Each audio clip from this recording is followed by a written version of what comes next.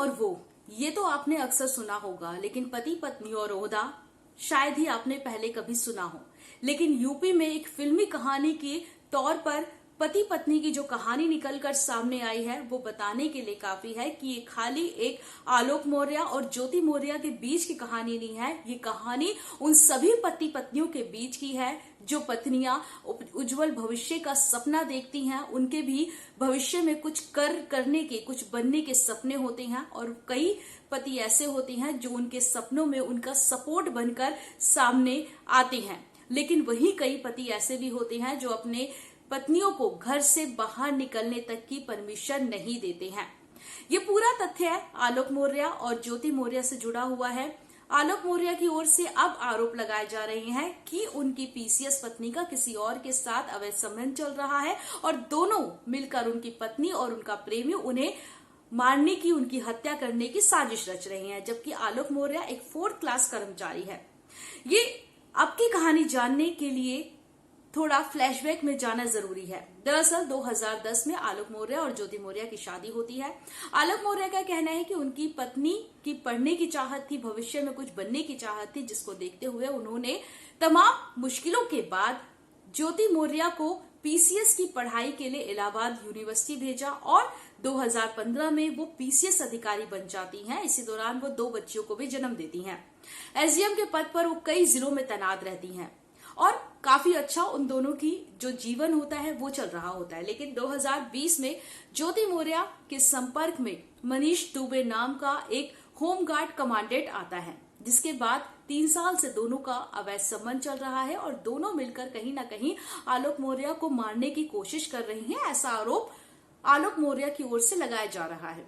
अब इस पूरे घटनाक्रम के बाद कई जो चीजें हैं हमारे समाज की, वो भी सामने आ रही हैं। वो आलोक मौर्य देखा जाए तो जिन्होंने एक समाज की सोच बदलने की कोशिश की, उन लोगों के लिए वो एक प्रेरणा बनकर सामने आए जो अपनी पत्नियों को घर से बाहर नहीं निकलना देना चाहते हैं। या उन लोगों के लिए ज्योति मौर्य भी एक प्रेरणा बनकर सामने आई थी जो अपने ससुराल का नाम रोशन करती हैं। अपने पति ने जो उनसे उम्मीद लगाई थी, उनका सर फक्र से ऊंचा करने का गौरव देती हैं। लेकिन अब जो मामला सामने निकल कर आ रहा है वो बताने के लिए काफी है कि अगर कहीं भी इन तथ्य में अगर सच्चाई है तो शायद ही कोई पति अपनी पत्नी पर विश्वास कर पाएगा और उसे उसके सपने पूरे करने के लिए उसे बाहर भेज पाएगा, उसको सपोर्ट कर पाएगा।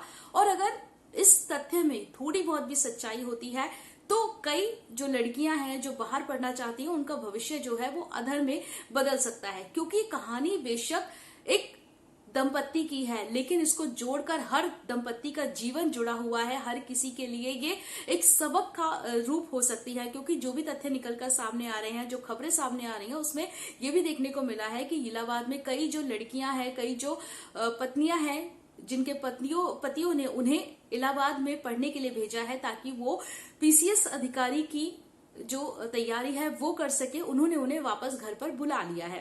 तो कहीं ना कहीं समाज में बदलने की कोशिश बहुत कम लोग करते हैं। और अगर आलोक मौर्य ने ये कोशिश की है तो ज्योति मौर्य को भी समझना चाहिए था कि केवल ये उनकी ही तैयारी नहीं है, ये केवल उनकी ही जिंदगी नहीं है, बल्कि इससे जुड़ा है बाकी महिलाओं का भविष्य, बाकी महिलाओं से रिलेटेड सोच, ताकि वो समाज में एक मिसाल बन सके।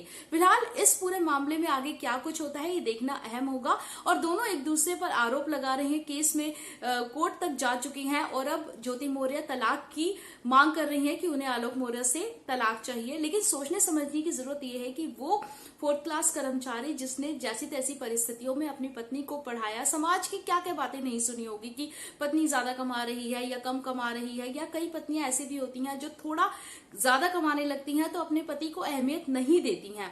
कई ऐसी भी होती हैं जो ज्यादा कमाने के बावजूद भी अपने पति के साथ घर परिवार और अपने बच्चे पूरा अच्छे से संभालती हैं, पूरा मैनेज भी करती हैं।